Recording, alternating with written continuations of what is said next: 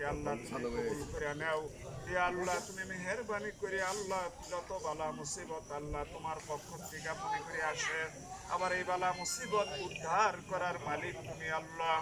ইয়া আল্লাহ আমরা সকলেই তোমার কাছে সাহায্য চাই আল্লাহ, সমস্ত বিপদ আপদ বালা মুসিবত থেকে আমাদেরকে হেফাজত করো আল্লাহ।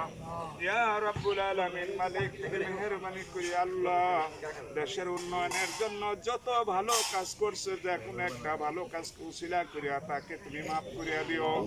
ফাইনালে আল্লাহ তুমি জান্নাত দান করিয়া দিও, নবীর হাতের হাউদে কাউসার পানি পান করাইও আল্লাহ।